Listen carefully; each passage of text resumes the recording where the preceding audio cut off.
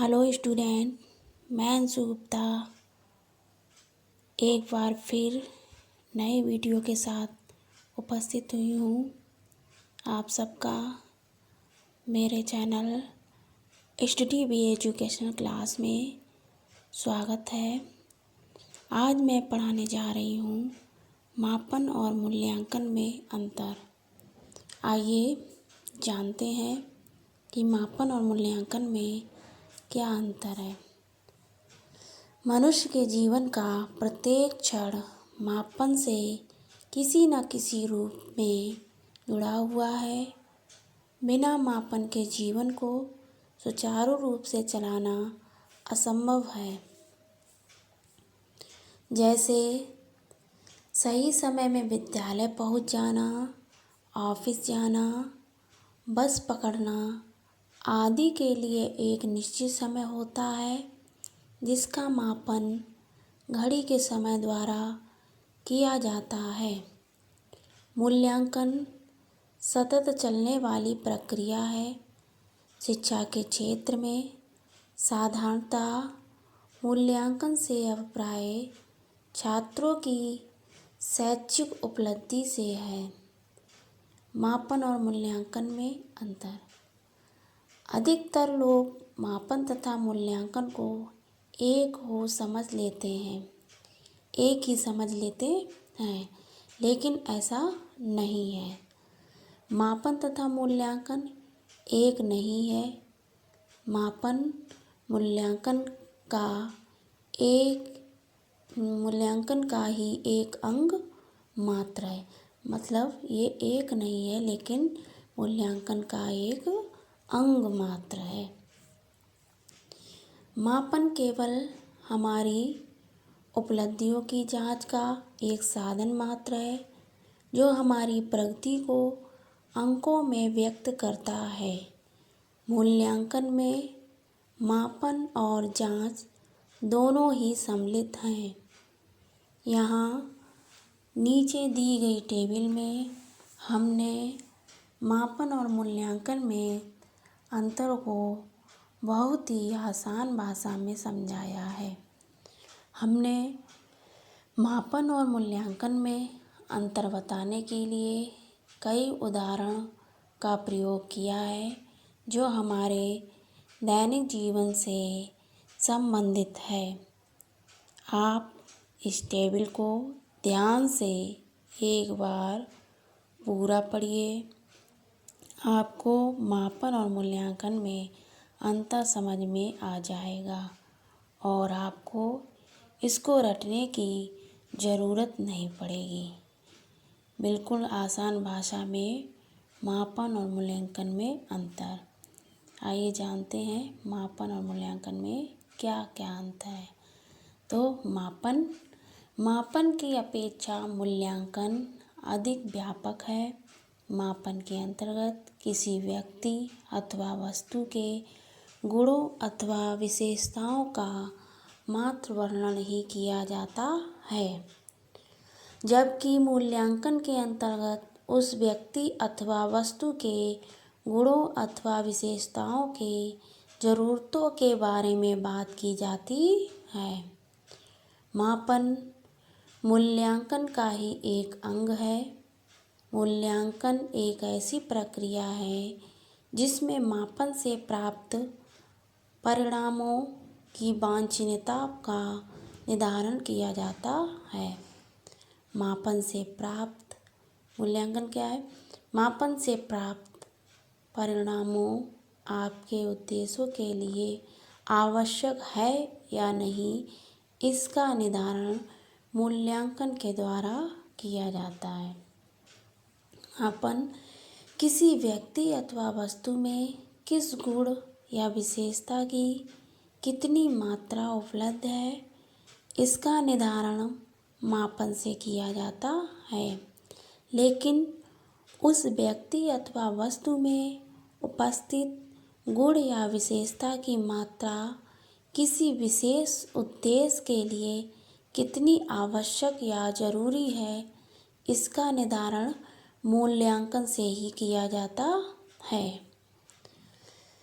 छात्रों की शैक्षिक उपलब्धि को अंकों में व्यक्त करना मापन का उदाहरण है, जबकि छात्रों के प्राप्तांकों के आधार पर वह अगली कक्षा में जाएगा या नहीं, इसका निर्धारण करना मूल्यांकन का उदाहरण है। एक तरीके से मापन मूल्यांकन की प्रक्रिया में सहायता करता है, लेकिन मूल्यांकन के समान नहीं है। मूल्यांकन मापन से अधिक व्यापक है। इसमें हम मापन के साथ साथ अन्य दृष्टिकोणों की भी जांच करते हैं। मापन में अंक प्रदान किए जाते हैं। उत्तर पुस्तिकाओं की जांच करके उनमें अंक प्रदान करना ही मापन है, परंतु अंक प्रदान करने के पश्चात अंकों का मूल निर्धारित करना ही मूल्यांकन कहलाता है। मतलब प्राप्त अंक उसके उद्देश्य के अनुरूप है या नहीं, इसका निर्धारण करना मूल्यांकन है। जैसे मापन का उदाहरण, उदाहरण के लिए पुलिस भर्ती की परीक्षा में किसी उम्मीदवार ने 1 घंटे में कितनी दूरी की दौड़ पूरी की है, यह बताना मापन है। यानी वह कितनी दूरी तक दौड़ा है, इसका माप करना ही मापन है।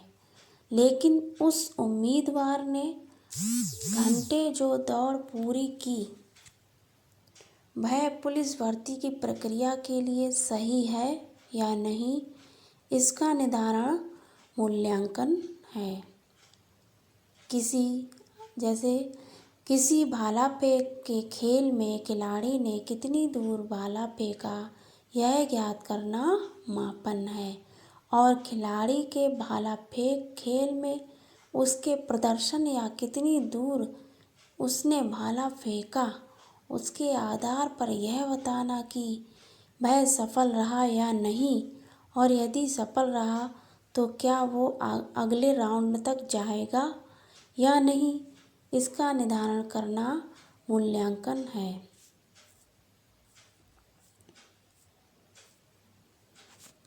आइए जानते हैं मापन और मूल्यांकन में कुछ और विशेष अंतर। मूल्यांकन हमेशा उद्देश्यों के अनुरूप किया जाता है।